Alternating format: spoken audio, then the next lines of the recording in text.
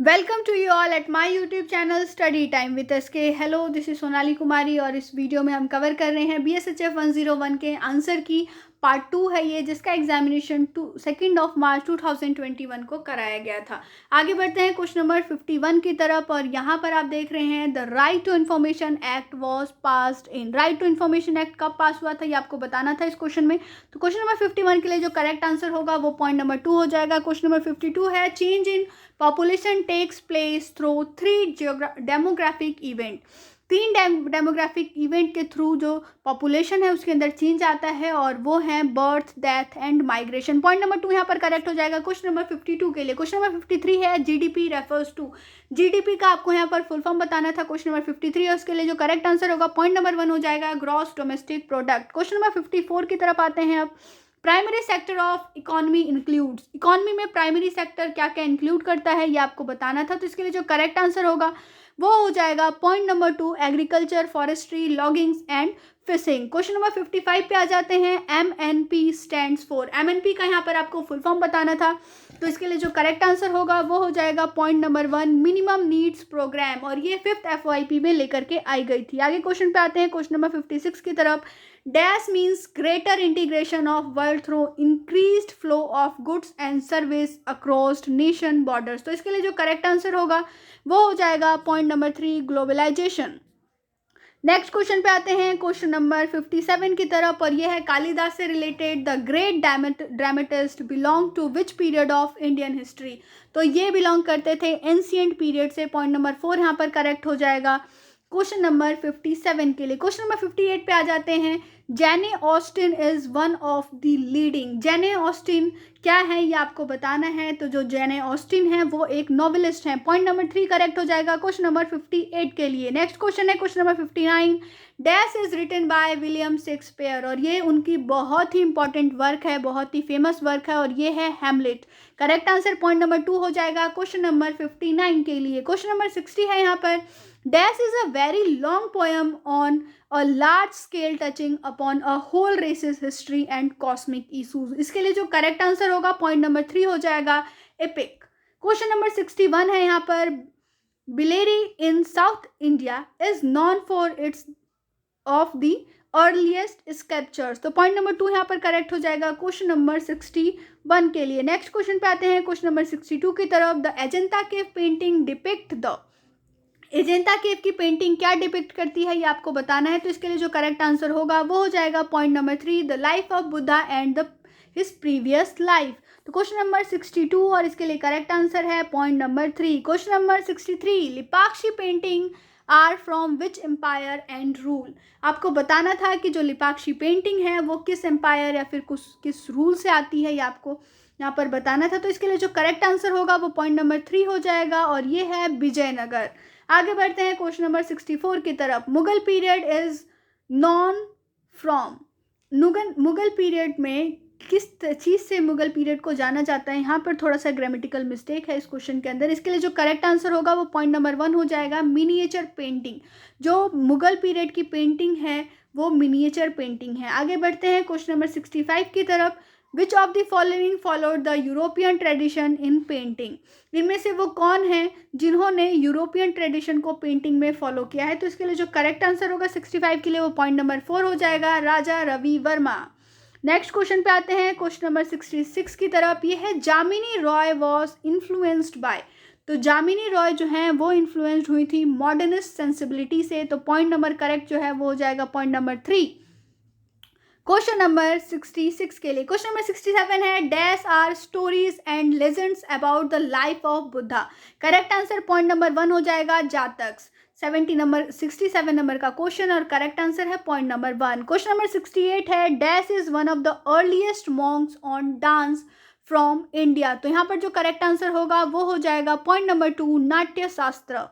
Next question पे आते हैं क्वेश्चन नंबर 69 की तरफ। Khajuraho temples are built by which rulers. किस रूलर के द्वारा खजुराहो टेम्पल्स बनवाई गई हैं। तो ये बनवाई गई हैं चंदेल्स के द्वारा। पॉइंट नंबर 3 यहाँ पर करेक्ट हो जाएगा क्वेश्चन नंबर 69 के लिए। क्वेश्चन नंबर 70 है आपकी स्क्रीन पर। विच of the classical Indian dance form is the oldest classical Indian dance form के बारे में आपको यहाँ पर बताना था। तो इसके लिए जो करेक्ट आंसर होगा पॉइंट नंबर 2 हो जाएगा भरतनाट्यम। 71 नंबर का क्वेश्चन है, dash was given patronage by the nawab of Awadh. इसके लिए जो करेक्ट आंसर होगा क्वेश्चन नंबर 71 के लिए वो हो जाएगा point number 4 Kathak. Next question है question number 72, which is not a feature of music. इनमें से वो क्या है जो फीचर का म्यूजिक का फीचर नहीं है। तो करेक्ट आंसर पॉइंट नंबर 2 हो जाएगा अभिनय। अभिनय म्यूजिक का फीचर नहीं होता है, जबकि स्वर, ताल और राग ये सभी म्यूजिक के फीचर हैं। Question number 73, which of the following is not अ राग। इनमें से वो क्या है जो राग नहीं है। क्वेश्चन नंबर 73 के लिए करेक्ट आंसर पॉइंट नंबर 3 हो जाएगा खामज। वहीं पर जो कायल, मांद और भैरवी राग है ये सभी राग होते हैं, और भैरवी को तो भैरवी राग से ही नाम जाना जाता है। क्वेश्चन नंबर 74 है यहाँ पर, two divisions in Indian classical music are known as. दो डिविजन्स हैं इंडियन क्लासिकल म्यूजिक के अंदर, अब आपको बताना है कि वो कौन कौन से हैं। तो इसके लिए जो करेक्ट आंसर होगा पॉइंट नंबर 3 हो जाएगा हिंदुस्तानी एंड कार्नेटिक। नेक्स्ट क्वेश्चन है question number 75, capability approach is associated with which economist. किस इकोनॉमिस्ट से रिलेटेड है कैपेबिलिटी अप्रोच। तो इसके लिए जो करेक्ट आंसर होगा वो हो जाएगा पॉइंट नंबर 1 अमात्य सेन। आगे क्वेश्चन नंबर 76 पे आ जाते हैं, ये है human rights derive from the notion of. Human right जो है वो किस नोशन से डिराइव की जाती है। तो इसके लिए जो करेक्ट आंसर होगा वो पॉइंट नंबर 2 हो जाएगा civil liberties and individual freedom. Next question पे आते हैं question number 77, the phrase human security was first put forward by. Human security का जो फ्रेज है ये सबसे पहले किसके द्वारा दिया गया। 77 नंबर का क्वेश्चन, और इसके लिए जो करेक्ट आंसर होगा पॉइंट नंबर 4 हो जाएगा यूएनडीपी। क्वेश्चन नंबर 78, FAO का आपको फुल फॉर्म यहाँ पर बताना था। तो इसके लिए जो करेक्ट आंसर होगा पॉइंट नंबर 1 हो जाएगा food and agricultural organisation.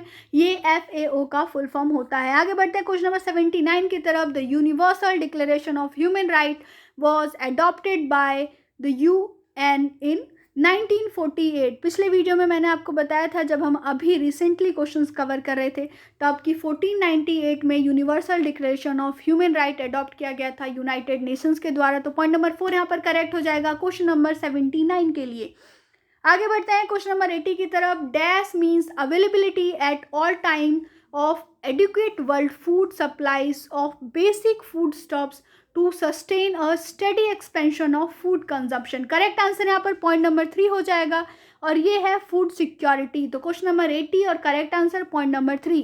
Question number 81 है, etymologically the word education is derived from two dash words, educare and एडुसरी। करेक्ट आंसर यहाँ पर पॉइंट नंबर 3 हो जाएगा, लैटिन वर्ड से जो एजुकेशन वर्ड है वो डिराइव किया गया है। तो question number 81 correct answer point number 3। Question number 82 है NPE का आपको यहाँ पर फुल फॉर्म बताना था। तो NPE का जो फुल फॉर्म होता है वो होता है national policy on education. Point number 4 correct हो जाएगा क्वेश्चन नंबर 82 के लिए। क्वेश्चन नंबर 83 है, which of the following is not an initiative to achieve universalization of education.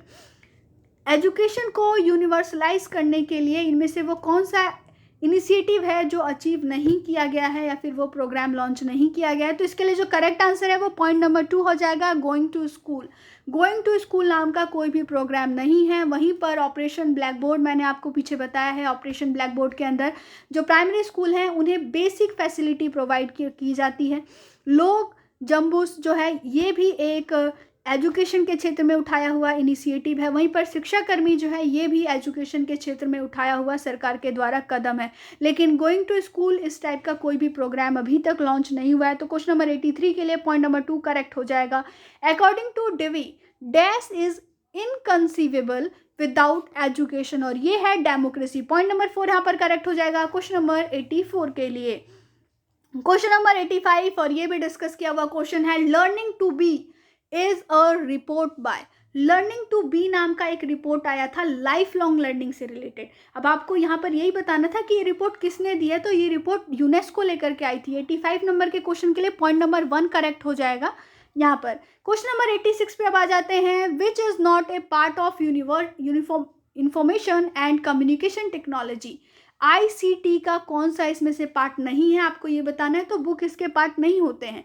Point number 2 correct हो जाएगा क्वेश्चन नंबर 86 के लिए। नेक्स्ट क्वेश्चन पे आ जाते हैं, क्वेश्चन नंबर 87 है, there are those who have limited access to information technology and others who has access to information and technology. This difference is termed as. यहाँ पर दो चीज़ बताई गई है. एक वो जिनके पास इंफॉर्मेशन टेक्नोलॉजी को एसेस कर सकते हैं, दूसरे वो लोग हैं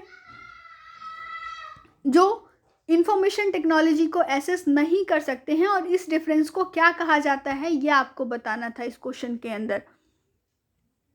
तो इसके लिए जो करेक्ट आंसर होगा वो पॉइंट नंबर 1 हो जाएगा. ये डिजिटल डिवाइड होता है, चाहे वो लिमिटेड हो या फिर अवेलेबल ही ना हो, ये डिजिटल डिवाइड के अंदर आता है. तो पॉइंट नंबर 87 और करेक्ट आंसर पॉइंट नंबर 1 हो जाएगा. क्वेश्चन नंबर 88 है the modern nation state has its beginning from the Renaissance. Correct answer हो जाएगा पॉइंट नंबर 2 क्वेश्चन नंबर 88 के लिए. नेक्स्ट क्वेश्चन पे आते हैं क्वेश्चन नंबर 89 की तरफ. The conditionalities imposed by World Bank and IMF can be seen with its recommendation of structural adjustment program. Point number 2 यहाँ पर करेक्ट हो जाएगा क्वेश्चन नंबर 89 के लिए.